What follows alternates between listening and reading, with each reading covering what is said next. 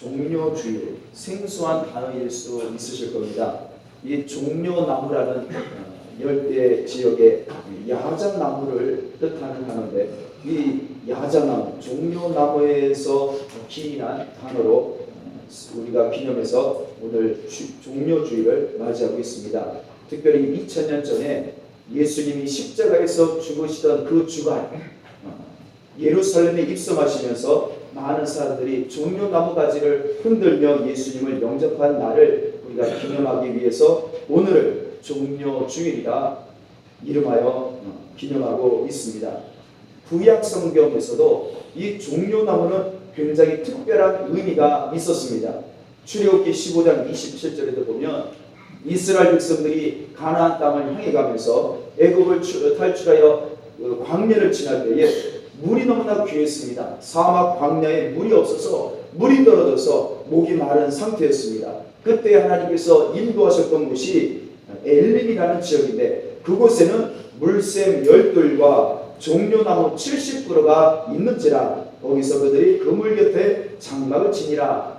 하나님께서 인도하신 종려나무 70그루 밑에서, 그리고 그 물이 있는 그곳에서 이 백성들이 그곳에서 안식을 취하는 장면을 볼 수가 있습니다. 레위기 23장 40절에도 첫날에는 너희가 아름다운 나무 실과와 종려나무 가지와 무성한 나무 가지와 신의 버들을 취하여 너희 하나님 여호와 앞에서 7일 동안 즐거워할 것이라.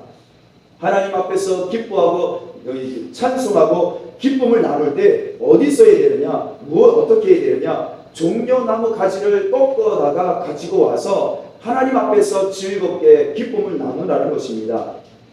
중동의 이 뜨겁고 메마른 지역에서는요, 이 나무라는 것은 생명을 유지할 수 있다는 증거입니다. 그러한 상징이죠. 이 장렬하는 태양을 어디서 피하겠습니까? 나무 그늘 밑에서 피할 수가 있죠. 물이 떨어졌을 때 광야에서 사막에서 물을 어떻게 구할 수 있겠습니까? 저 멀리 나무를 찾으면 됩니다. 나무가 있는 곳 그 밑에는 분명히 물이 있다는 증거죠. 그런 척박한 땅에서 자라는 나무, 정말 생존력이 뛰어나지 않으면 자랄 수 없는 나무이겠죠. 그 나무가 바로 종려나무입니다. 종려나무. 그래서 사람들은 이 종려나무를 굉장히 소중하게 여겼습니다. 종려나무 중심으로 생활을 했습니다. 그 종려나무 중심으로 나무가 그 마을의 중심이 되었습니다.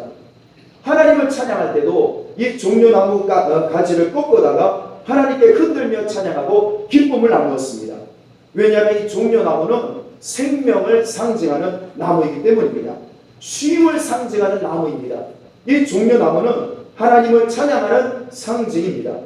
그래서요, 에스겔 40장에 보면 하나님이 에스겔 선지자에게 환상을 보여주십니다.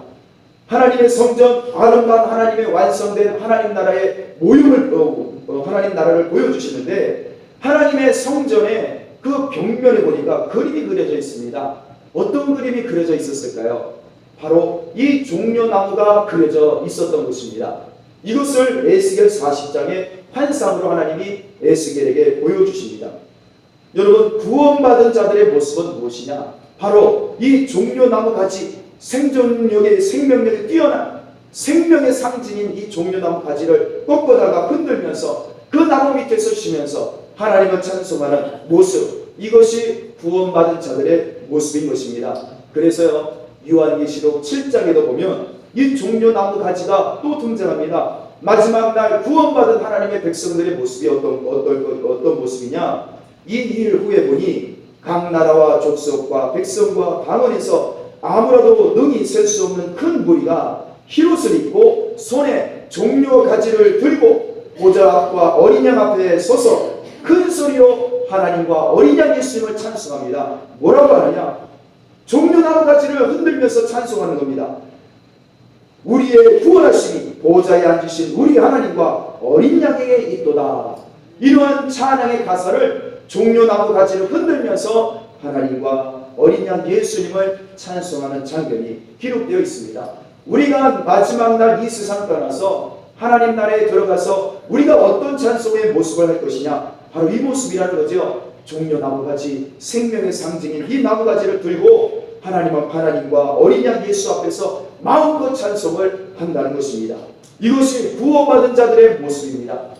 여러분, 이처럼 이 종려나무는 우리에게, 하나님의 자녀들에게 하나님 나라에서 없어서는 안 될 귀중한 생명의 상징이요 구원받은 자들의 상징인 것입니다.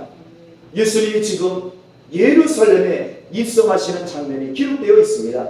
그러자 사람들이, 예루살렘에 있던 사람들이 어떻게 행동을 합니까? 손에 종려나무 가지를 꺾어다가 그 종려나무 가지를 들고 예수님이 오신다는 그 길목으로 예수님을 만나러 달려가기 시작합니다. 한 손에는, 양손에는 종려나무 가지를 흔들면서 입으로는 큰 소리로 외칩니다. 호산나 호산나 찬송하리로다. 주의 이름으로, 주인의 이름으로 오시는 이 곧 이스라엘의 왕이시여. 손에는 종려나무 가지를 흔들면서 입으로는 큰 소리로 외치기 시작하는 겁니다. 이 호산나라는 뜻은 무엇인가요? 오 구원하소서라는 히브리어를 말하는 것입니다. 오 구원하소서.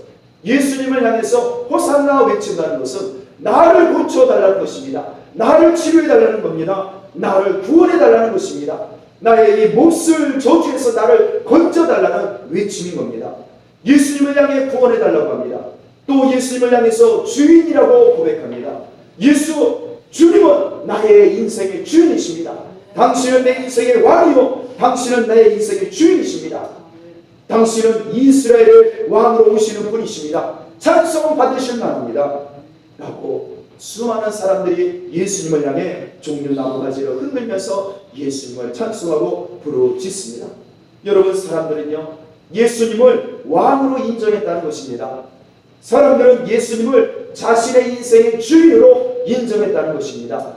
그래서 종려나무 가지를 들었습니다. 그리고 예수님을 향해 큰 소리로 그 바리새인들과 사두개인들과 율법사들, 대제사장들이 그 사람들을 비난하고 조롱하고 온 세상에 예수를 쫓는도다 그렇게 비난할지언정 이 사람들은 그런 것에 아랑곳하지 아니하고 목소리를 높여서 예수님을 찬송하고 있었던 것입니다. 여러분, 그런데요 재미난 장면이 연출이 됩니다. 왕으로 오시는 예수님이 점점점 가까이 오시는데 다른 왕들과 자신들이 생각했던 왕과는 전혀 다른 모습을 하고 오시는 것입니다. 어떤 모습이었을까요? 예수님이 어린 나귀를 타고 뚜벅뚜벅 걸어오시는 것입니다. 여러분, 그것도 한 번도 짐을 실어본 일이 없는 어린 나귀. 지금까지도 어린 나귀 옆에서만 붙어 있었고 짐을 실어본 적이 없는 그 어린 나귀를 예수님이, 그 장정 성인이신 예수님이 그 어린 나귀의 등 위에 타고 뒤뚱뒤뚱 걸어오시는 것입니다. 여러분, 왕이라면 무엇을 타야 하겠습니까? 그때 당시 왕은 가장 비싼, 가장 힘있는, 가장 명막 그런 말을 타고 오는 것이 바로 왕이었습니다. 높은 말 위에 왕이 앉아서 사람들을 내려다보고 자신에게 엎드려 절하는 그 백성들 앞에서 위엄 있게 걸어오는 것이 왕의 모습이죠. 그런데 예수님은 높은 말 위에 앉아 계시지 않습니다. 사람들을 내려다보시는 게 아니에요. 예수님은 눈높이를 맞춰서, 백성들의 눈높이에 맞춰서, 어린 나귀의 그 속도에 맞춰서 뒤뚱뒤뚱 천천히 걸어오시는 것입니다. 여러분, 이 예수님이 누구신가요? 예수님은 악한 영들을 내어 쫓으셨습니다. 예수님은 모든 약한 것과 모든 질병을 고쳐주셨습니다. 죽은 자도 살리셨지요. 생명과 모든 인생의 주인이심을 보여주셨습니다. 그 예수님의 옷자락만 만져도 그 불치병도 치유되는 능력이 예수님에게서 나타났지요. 예수님은 그뿐만이 아니라 육신의 배고픔으로 인해서 배고파하던 사람들, 남자만 5,000명도 배불리 먹이실 정도로 육신의 문제도 넉넉하게 해결해 주시는 그러한 왕이셨습니다. 능력자요, 권력자요, 권세자이십니다. 하나님의 나라가 이루어다라고 하나님 나라를 선포하셨습니다. 그야말로 예수님은 이 세상의 진정한 왕이요, 충분히 육신과 정신과 영혼까지 구원해 주실 만한 능력이 있는 진정한 왕이십니다. 여러분, 사람들은 예수님을 그와 같이 자신들을 구원할 진정한 왕으로 인정했던 것입니다. 그래서 양손에 손에 종려나무 가지를 들고 부끄러움을 개의치 않고 예수님을 호산나 호산나 나를 구원하소서, 주인이 나의 주인이여 나의 왕이십니다 고백하며 찬송하며 영접하러 온 것이죠. 그런데 예수님은 자신들 눈앞에 그의 왕을 영접하러 왕의 귀환을 맞이하는 그 사람들 앞에 예수님의 모습은 왕의 모습이 아닙니다. 그 눈앞에 나타나신 예수님은 당당한 모습도 없으셔요. 위엄도 없습니다. 멋진 것도 없어요. 그 타고 있는 것조차도 가장 초라하고 가장 연약하고 가장 싸구려 조랑말 어린 나귀를 타고 오고 계시는 것입니다. 여러분, 예수님이요, 이 정도 되면 예전의 모습, 사람들의 왕을 영접하는 그 예전에 실수가 분명한 것입니다. 예수님이 분명히 실수하신 거예요. 적어도 예수님이 자신을 영접하고 자신을 왕으로 인정하고 찬송하러 오는 사람들, 그 부끄러움을 개의치 않고 오는 사람들을 영접하실 때에 그들을 만나실 때 격식에 맞는 모습으로 오셨어야 하지 않겠습니까? 그러나 예수님은 그런 모습에서 철저히 실패하셨습니다. 실수하셨어요. 예수님은 이제 마지막 여정을 마치시고 왕으로 입성하신 것이 맞습니다. 예루살렘에 입성하실 때는 이 세상의 진정한 왕으로 마지막 발걸음을 하시기 위해서 오신 것이 맞습니다.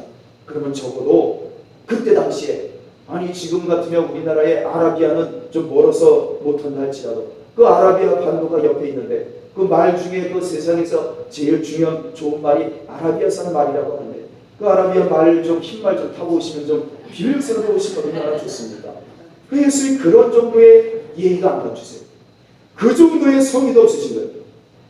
보는 사람들이 이 예수님을 대할 때에 진짜 왕으로 인정할 만큼 좀 도움을 좀 주시고 백성들이 좀 찬송할 맛이 나게끔 예수님 스스로 옷도 좀 좋은 것도 입으시고 왕답게 아라비아산 흰말 좀 타고 오시고 위엄 있게 오시면 얼마나 좋습니까? 그런데 예수님은 그 예수님을 찬송하고 영접하러 온 사람들의 그 마음에 그들의 성의에 맞는 그러한 격식을 차리지 않으십니다. 백성들은 진정성을 가지고 예수님을 향해 온 힘과 목소리를 달아 높여서 종려나무 가지를 꺾고, 그 종려나무 가지도 여러분 그 쉽게 꺾을 수 있는 것이 아닙니다. 높이가 10m예요. 그 밑둥에서 나무 가지가 있는 것이 아니라 꼭대기에만 달려있는 야자나무입니다. 그 힘겹게 나무 꼭대기에 올라가서 야자나무 가지를 꺾어서 예수님을 영접하러 오는데, 어쩌자면 예수님은 그들의 그 성의에 맞추지 못하고 그렇게 초라하게 볼품없이 왕같지 않은 모습으로 오셨냐, 그것입니다. 여러분, 예수님은요 왜 이렇게 왕의 계선의 행진에 맞지 않는 모습으로 오셨을까요? 왕이신데 왜 그런 초라한 모습으로 예루살렘에 입성을 하셨습니까? 우리는 이 모습에서 두 가지를 한번 생각하고자 합니다. 그 첫 번째 모습은 바로 예수님이 겸손하시기 때문이라는 겁니다. 왕이신 예수님이 말 대신, 그 좋은 말 대신 그 어린 나귀를 타신 이유는 바로 예수님이 겸손하시기 때문이라는 겁니다. 오늘 본문 15절에 보면 기록된 바 시온 딸아 두려워하지 말라, 보라 너의 왕이 나귀 새끼를 타고 오신다 함과 같더라. 예수님이 나귀를 타고 오신 것은, 그것도 어린 나귀를 타고 오신 이유는요 하나님 말씀을 성취하기 위함이라는 것입니다. 이 15절의 말씀은 구약 스가랴 9장 9절의 말씀을 인용한 것입니다. 그 스가랴 9장 9절에는 어떻게 기록되어 있느냐? 시온에 따라 크게 기뻐할지어다, 예루살렘에 따라 즐거이 부를지어다, 보라 너의 왕이 너에게 임하시나니 그는 공의로우시며 구원을 베푸시며 겸손하여서 나귀를 타시나니 나귀의 작은 것 곧 나귀 새끼니라. 여러분, 예수님이 나귀 새끼를 타신 이유는, 그 어린 나귀를 타신 이유는 예수님이 돈이 없으셔서, 능력이 없으셔서, 그리고 그것을 타실 줄 몰라서가 아닙니다. 예수님은 겸손하시기 때문이라는 겁니다. 예수님은 겸손하신 분이셔서 왕이지만 왕이 누릴 위엄, 왕이 누릴 만한 영광, 그것들을 누리지 않으셨습니다. 오히려 깨끗하게 포기하신 것입니다. 그리고 초라한 어린 나귀를 타고 오셨습니다. 여러분, 내가 믿는 예수님, 내가 찬양하는 예수님, 내가 따르는 예수님, 내 인생의 주인이라고 고백하는 예수님은 여러분 겸손하신 분이십니다. 겸손하신 분. 자기 스스로를 높이신 분도 아니세요. 자랑하시는 분도 아니십니다. 자신의 권력과 권능과 생명의 주인이심에도 불구하고, 세상을 창조하셨음에도 불구하고 예수님은 자랑하지 않습니다. 예수님은 그 능력을 높이지 않습니다. 그 능력에 걸맞게 스스로를 내세우지 않습니다. 목소리조차 높이지 않으셨다고 했습니다. 저는 가족 여러분, 설교자가 목소리를 높일 때는 제가 뭐 능력이 있어서 그런 것이 아닙니다. 오히려 예수님은요, 목소리조차 높이지 않습니다. 너무나 겸손하시기 때문이라는 겁니다. 그리고 예수님은 말씀하시죠. 마태복음 11장 28절에 수고하고 무거운 짐진 자들아 다 내게로 오라, 내가 너희를 쉬게 하리라. 예수님이요, 왕이신데 예수님이 뭐라고 하시느냐? 무거운 짐, 어려운 짐, 불가능한 짐, 힘든 짐, 부끄러운 짐, 더러운 짐 다 가지고 오라. 내가 다 맡아주마. 내가 너희를 쉬게 하마. 여러분, 왕이 그러실 수 있겠습니까? 여러분, 높은 사람이 어려운 문제 가지고 오세요. 내가 다 해결해 드리겠습니다. 여러분, 그런 사람 보신 적 있습니까? 여러분, 오히려 높으면 높을수록 지위가 높은 사람은 더러운 일 싫어합니다. 무거운 일 싫어합니다. 문제거리 싫어합니다. 골치 아프다고. 높임받기 원하죠. 인정받기 원하죠. 사람들에게 칭찬받고 그러한 깨끗한 자리, 영광스러운 자리를 가기 원하지. 여러분, 높은 사람은 그런 걸 원치 않습니다. 그런데 예수님은 말씀하십니다. 너희들이 가지고 있는 더러운 것, 너희들이 가지고 있는 무거운 것, 너희들이 고민하고 아파하는 것 무엇이든지 가지고 와라. 내가 너희를 쉬게 할 것이다. 왜 예수님이 그런 말씀하셨을까요? 그 이유를 마태복음 11장 29절에 말씀하세요. 나는 마음이 온유하고 겸손하기 때문이다. 예수님이 이 땅에 있는 모든 죄인들에게 수고하고 무거운 짐, 더럽고 추한 짐, 부끄럽고 연약한 짐, 절망스럽고 부끄러운 것, 그 모든 것을 가지고 오라고 하신 이유는 예수님이 겸손하시기 때문이라는 겁니다. 만약에 예수님이 교만하시거나 예수님이 권위를 내세우시거나 예수님이 위엄을 원하시거나 예수님이 높임받는 것을 원하셨다면 예수님은 절대로 우리에게 그런 말씀하지 않으셨을 겁니다. 찬양가족 여러분, 예수님은 너무 친절하세요. 예수님은 너무 친절하세요. 어떠한 무거운 것도 내가 지기 싫고 내가 힘든 것도 가지고 오라는 겁니다. 네가 싫은 것 내가 다 감당할게. 이것이 예수님의 마음이세요. 왜냐? 예수님은 친절하시고 겸손하시기 때문입니다. 그러므로 예수님은 아무리 수고하고 아무리 더럽고 아무리 무겁고 아무리 힘든 짐이 있더라도 그 짐을 네가 갖지 말고 내게 갖고 와라. 내가 겸손하고 내가 친절함으로 내가 그것을 다 맡아서 내가 해결해 주겠다. 그리고 너는 쉬어라. 너는 먹어라. 너는 즐거워해라. 너는 기뻐하라. 이것이 친절하고 겸손하신 예수님의 우리에게 행하신 약속인 것입니다. 여러분, 그러므로 성부 하나님은 예수 독생자 예수님, 세상의 왕이신 예수님을 이 세상에 보내실 때 대접해 주라고 예수님을 보내신 게 아닙니다. 내 아들 예수를 대접하라, 그래서 보내신 것이 아닙니다. 마태복음 20장 28절에 약속하십니다. 예수님 말씀하시기를 인자가 내가 이 세상에 온 것은 섬김을 받으려 온 것이 아니라 도리어 섬기려 하고 자기 목숨을, 내 목숨을 많은 사람의 대속물로 주려 함이니라. 세상의 왕, 우리의 주인 되신 예수님은요, 섬김을 받으러 이 땅에 오신 것이 아닙니다.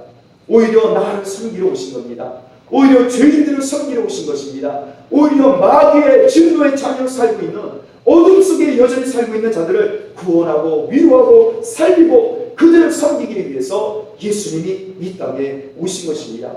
그러라고 하나님이 독생자를 보내신 겁니다. 여러분, 예수님이 얼만큼 겸손하실까요? 예수님의 겸손은 어느 정도까지일까요? 예수님이 얼만큼 친절하실까요? 예수님은 자기 목숨까지 죄인들 대신하여 주기까지 예수님은 겸손하신 것입니다. 그 정도로 예수님은 친절하십니다. 우리 하나님은 이처럼 겸손하십니다. 누구나 언제나 겸손하신 예수님, 친절하신 예수님을 찾으면 나의 무거운 짐, 나의 더러운 짐, 나의 그 힘든 짐까지 다 풀어주십니다. 해결해 주십니다. 그리고 나의 마음에 쉼을 주시는 겁니다. 나를 섬겨주십니다. 어느 정도로 섬겨주실까요? 나를 살리기 위해서라면, 나를 위해서라면 왕이신데도 불구하고 왕의 목숨까지 대신 버려주시는 것입니다. 이분이 나의 왕, 나의 주 예수 그리스도이십니다. 우리 모두가 이 예수님을 구주로 영접하신 줄 믿습니다.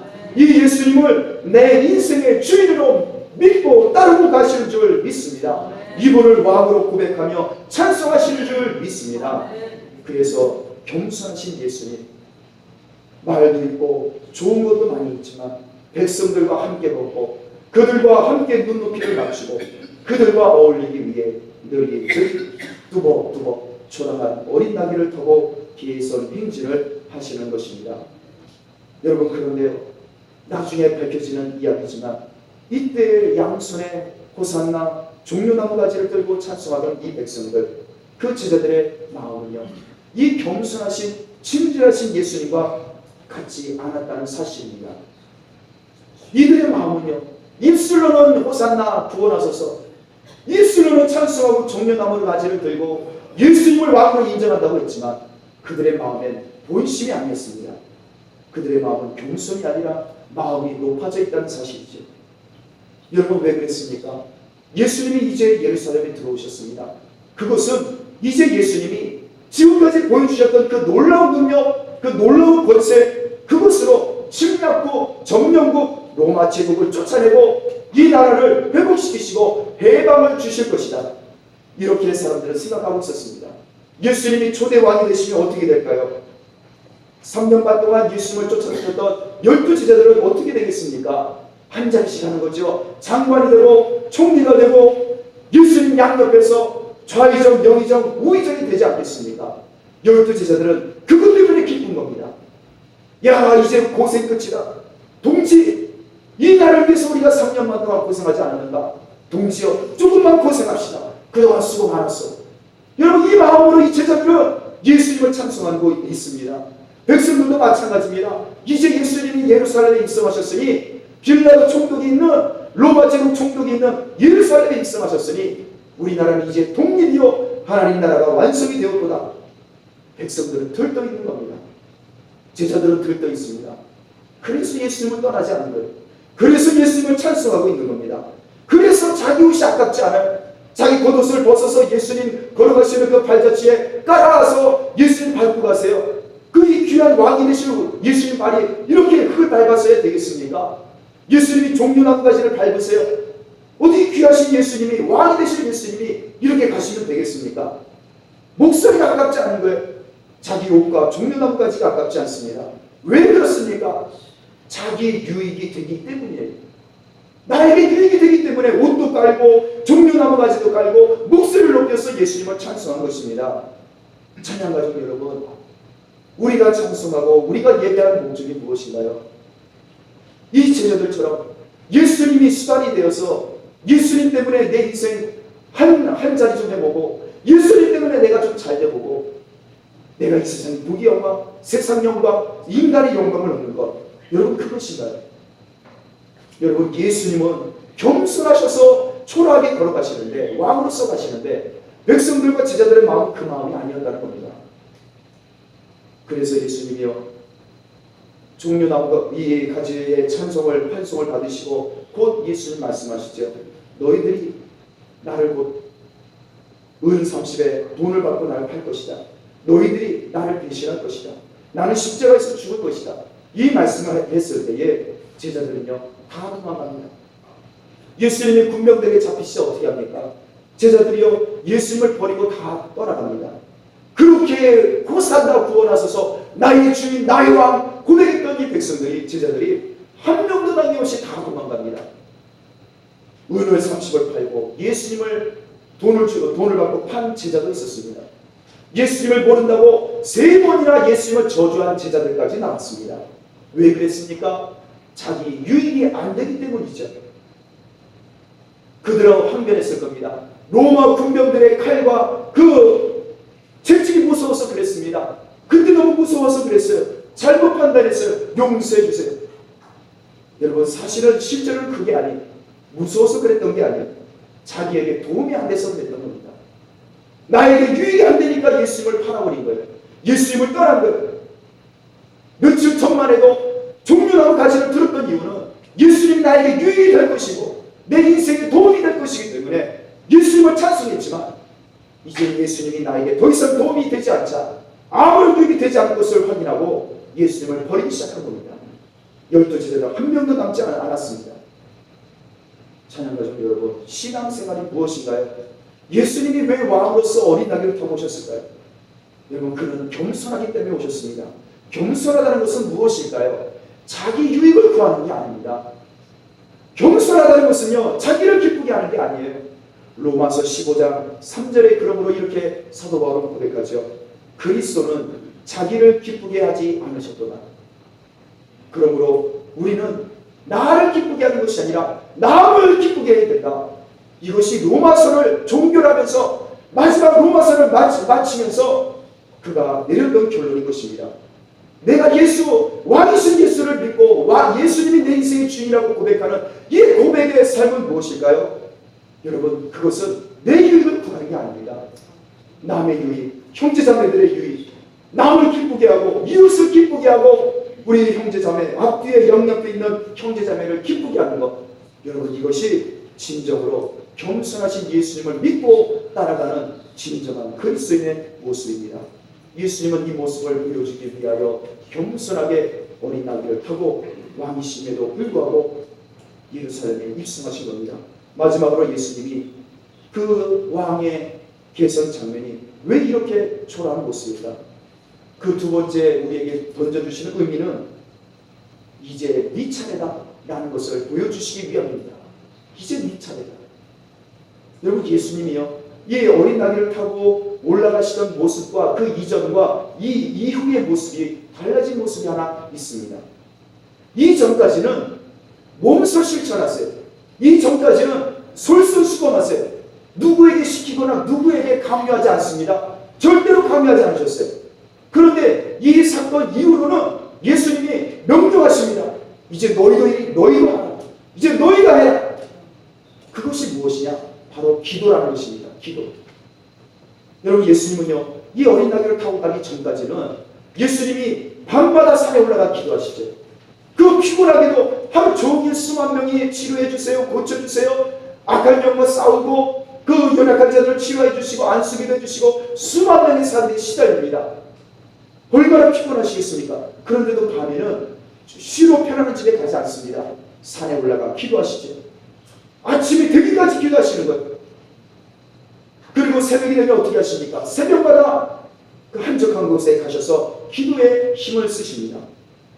여러분, 그러면서 하루를 시작하셨어요. 그러면서도 예수님은요, 제자들에게 너도 내가 산 기도하니까 너도 기도해. 야, 내가 이렇게 철학 기도하는데 왜 기도 안 하냐? 내가 새벽 기도하는데 왜 기도 안 하냐?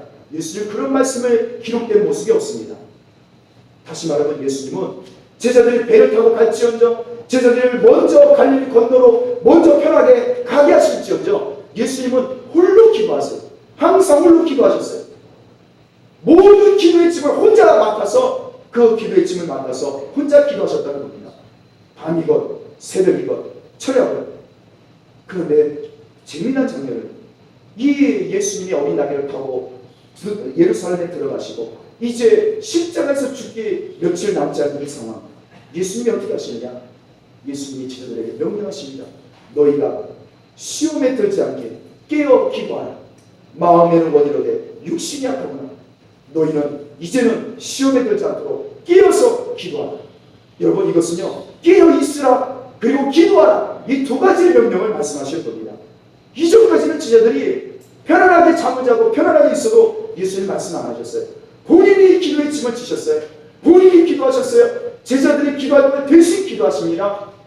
그 하루의 아침마다 하루 종일 만날 그 수많은 사람들, 생명과 사랑이 필요한 영혼들을 위해서, 그들을 위해서 대신 기도하셨습니다. 이것이 예수님의 삶이셨어요. 그런데 예수님이 바뀌셨어요. 예수님 모습이 바뀌셨습니다.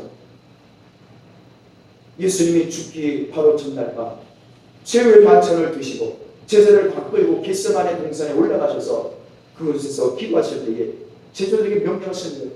깨어 있으라. 그리고 기도하라. 너희들이 마음에는 기도하고 싶은데 육신이 안 따라주는구나. 그래도 너희는 깨어서 기도해야 된다. 예수님이 기도의 모습을, 명령을 그들에게 내리고 계시는 겁니다. 이전까지는 예수님이 열심히 기도하셨어요. 그러나 이제는 너희들이 기도해야 된다. 이제는 너희 차례다. 찬양 가족 여러분, 그리고 예수님이 그와 같이 우리에게 보여주신 겁니다. 찬양 가족 여러분, 우리는 지금도 우리 성도님들이 모르시는 분들도 계시겠지만 우리 성도들을 위해서 기도하는 우리 형제 자매들이 있다는 사실을 혹시 알고 계십니까? 나는 편안하게 잠을 자고 나는 편안하게 집에서 따뜻한 곳에서 있지만, 지난주에도 말씀드렸지만 우리 1월달에도 그랬고 3월달에도 그랬지만 산상교회에 가서 다른 거 한 거 아닙니다. 여기에 앉아 계신 성도님들, 우리 형제 자매들을 위해서 대신 그 주일 속에서라도 그 제정신이 아닌 사람처럼 그렇게 산에 가서 기도하고 우리 성도들을 위해서 기도한 것이 아닌가요? 어쩌면 지금도 우리 새벽마다 밤마다 또 낮에도 성도님들은 모르시지만 누군가가 나를 위하여 기도하고 있는 나의 형제 자매들이 있다는 사실을 우리 형제 자매들은, 우리 천연교회 성도님들은 혹시 알고 계십니까? 지금도 중보기도팀으로 목자들이 기도하고 교사들이 기도하고 있습니다. 목회자들이 기도하고 있습니다. 여러분들 쉬고 편안하게 일하십시오. 마음껏 가정에서 직장에서 사업하십시오. 우리가 대신 여러분을 위해서 기도하겠습니다. 그런 심정으로 우리 형제 자매들 위해서 기도하고 있는 것입니다. 여러분, 그런데 계속해서 그와 같이 될 수가 없는 것입니다. 이제는 때가 되면 나도 여러분들도 기도를 해야 한다는 사실입니다. 내가 그동안 사랑을 받고 내가 그동안 형제 자매들의 이름 모를 형제 자매들의 그 기도를 받았으면, 생명을 받고 사랑을 받았으면 이제 나도 기도해야 할 시간이 왔다는 것입니다. 이제 나도 사랑만 받고 생명만 받는 것이 아니라 나도 사랑을 주고 나도 생명을 형제 자매들과 이웃들에게 나눠줘야 할 때가 왔다는 것입니다. 왜 그렇습니까? 여전히 내 주위에는 생명과 사랑을 받지 못해서 죽어가는 영혼들이, 그 이웃들이 많기 때문입니다. 기도가 필요한 영혼들이, 이웃들이 많기 때문입니다. 여러분, 주일 예배 나오기가 힘드시지요? 멀리서 운전하느라 일찍 몇 시간 전부터 준비하고 나오시느라 힘드시지요? 성경 읽고 기도하는 것도 힘드시지요? 교회 성도를 사랑하고 봉사하는 것도 힘드시지요?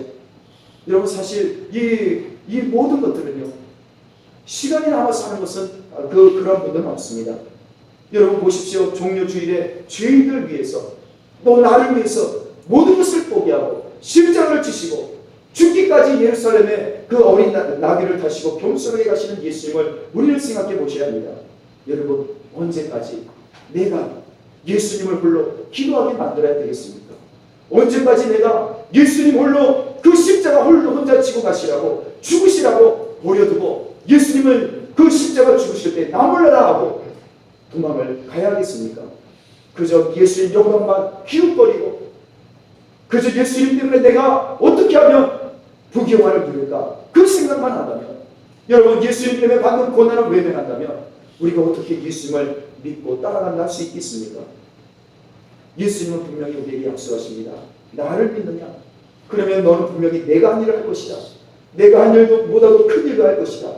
여러분, 그 일이 무슨 일입니까? 그 일이 무슨 일인가요? 여러분, 하나님을 사랑하는 일, 이웃을 사랑하는 일인 줄 믿습니다. 영혼 살리는 일인 줄 믿습니다.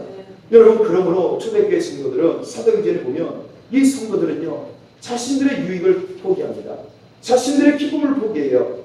모이기를 힘씁니다. 모임을 찬송합니다. 모이면 기도합니다. 모이며 자기의 것을 가지고 와서 없는 사람들에게 나눠줍니다.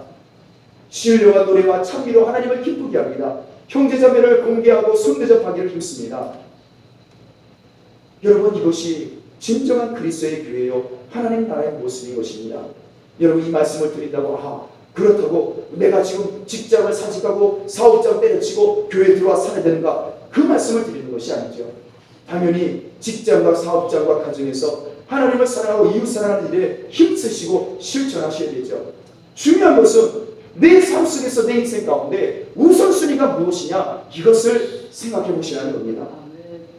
여러분, 하루를 시작하기 전에 하나님께 하루를 맡기고 시작하고 계십니까?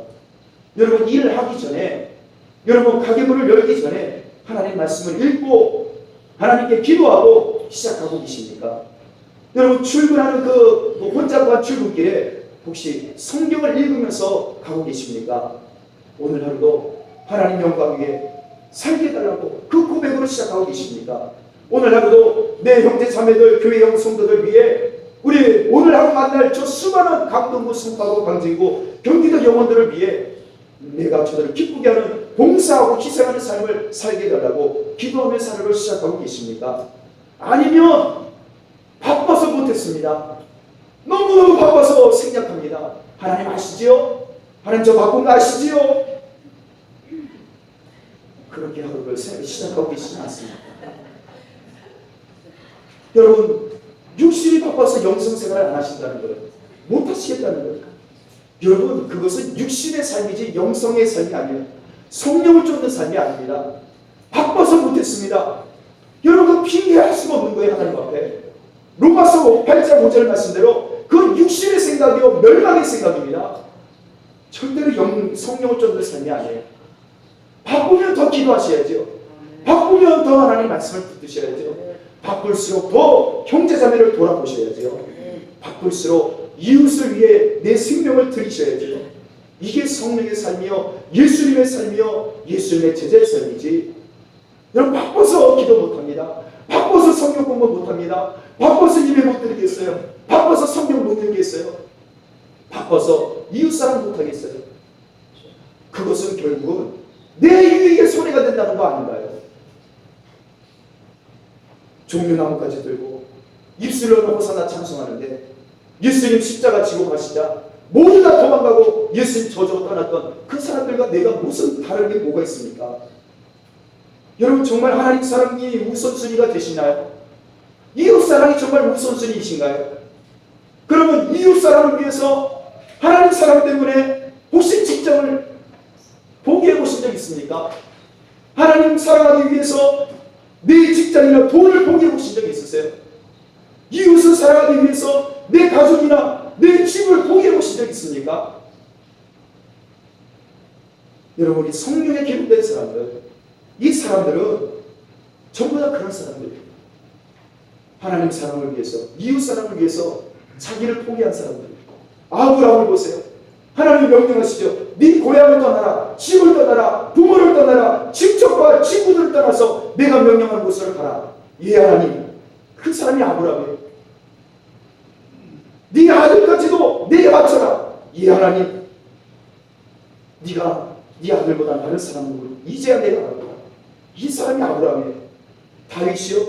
다윗은 그 어린 소년이 그 어른 장정 40만 명이 감히 나서지 못하는 골리앗 앞에서 자기 목숨을 버린 것.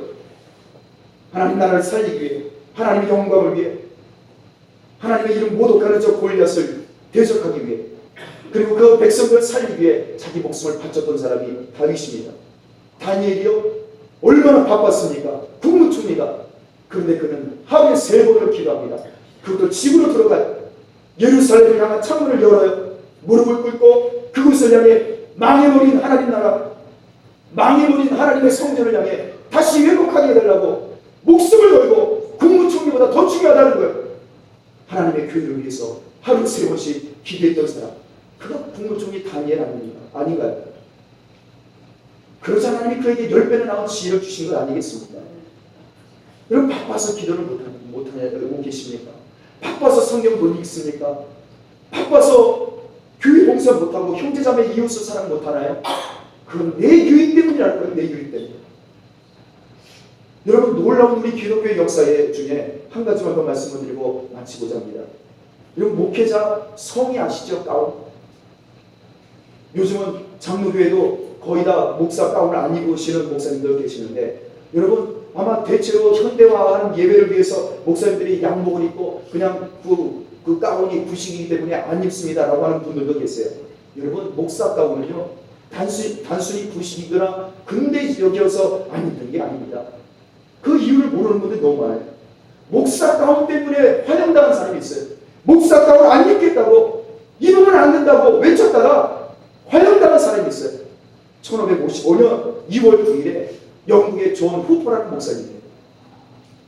예수 믿는 모든 신자가 목사가 누가 차별이 있고 어디 목사와 성도 간의 평신도 간의 차별이 어디 있습니까? 모든 성도가 하나님 앞에 구원받은 왕같은 족속이요 선지자요 제사장인데 왜 가톨릭처럼 우리가 왜 목회자가 가운을 입습니까?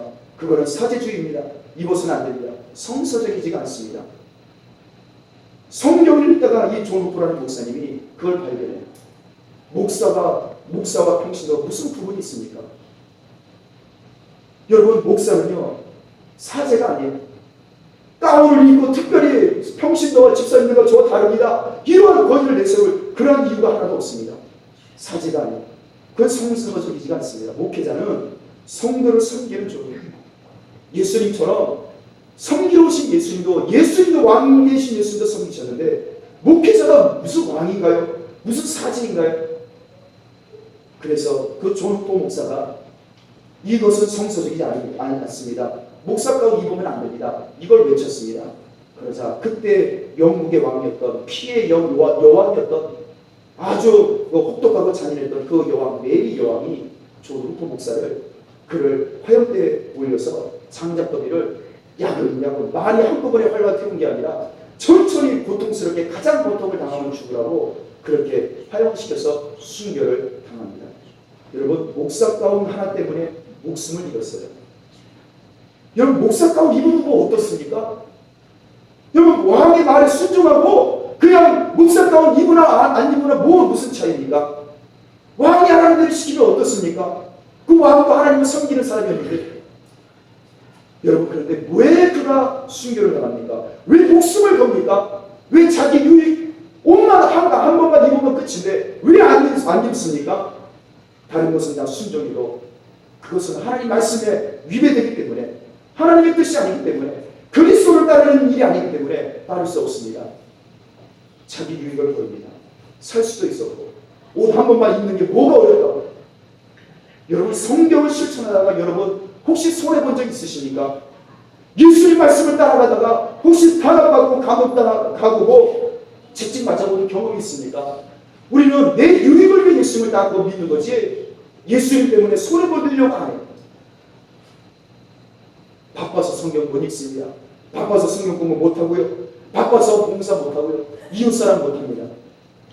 우리 침례교회는요, 우리는 정확히 아셔야 돼요. 1608년 왜 네덜란드 암스테르담에 왜 거기 이주했습니까? 왜 미국에 그 1620년대에 인디언밖에 없는 빈 땅에 왜 이주했습니까? 왜 침례교회가 세워졌을까요? 영국이 너무나 핍박이 심해요. 성경대로 살고자 하니 왜 어린아이가 태어나자마자 유아세례를 줍니까? 세례라는 것은, 침례라는 것은 예수를 구주로 영접하고 믿는 신앙 고백한 사람만 주는 것이 아닙니까? 성서적이지 않습니다. 이거 외쳤다가 영국에서 쫓겨났어요. 감옥 가고 화형당합니다. 사형당합니다. 그래서 신앙의 자유를 찾아서 온 수명의 사람들이 우리 1608년대 네덜란드 암스테르담 외국에 도망을 간 사람들, 그들이 우리 침례교회 선배들입니다.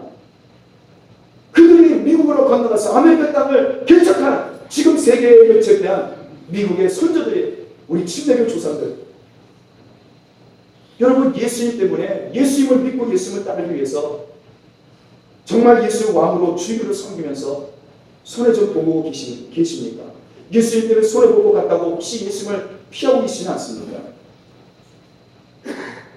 여러분, 우리 찬양교회는 예수님을 온전히 따라가야 될 줄 믿습니다.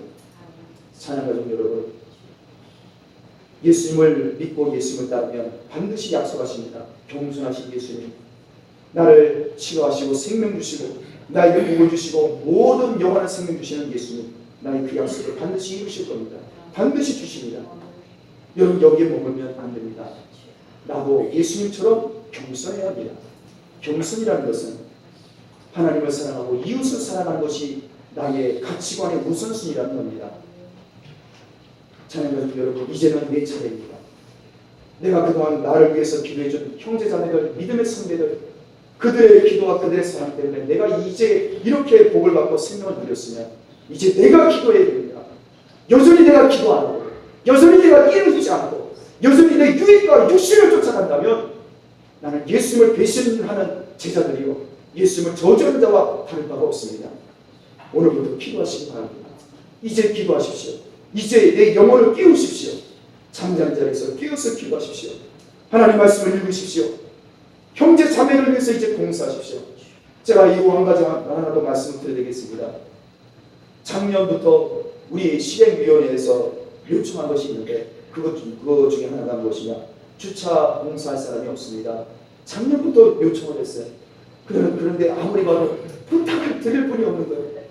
여러분 지금 주차위원 봉사하시는 분들은 이 주차봉을 들고 계신 것이 벌써 몇십 년이 되신 거예요. 수십 년 동안 이 자리를 내려놓지를 못하고 계세요.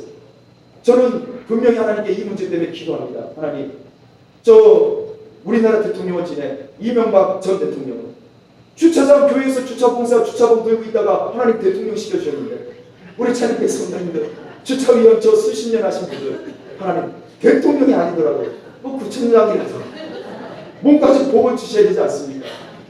우리 주차위원분들 하나님께서 반드시 이거 놓고 기도하세요. 하나님 복받을 자격 있습니다. 하나님 우리 주차위원들 이거 놓고 기도하십시오. 하나님 저는 복받을 자격 있습니다. 하나님 약속을 이루어주실 자격 있습니다. 그리고 그렇게 기도하셔도 충분히 근거가 됩니다. 그래 기도하시기 바랍니다. 그런데 우리 지금 주차위원분들이 아시다시피 수십 년 하시면서 많이 힘드시잖아요. 저 교체를 지금 작년부터 요청하시는데 누구를 교체를 부탁할 분이 안 계시는 거예요.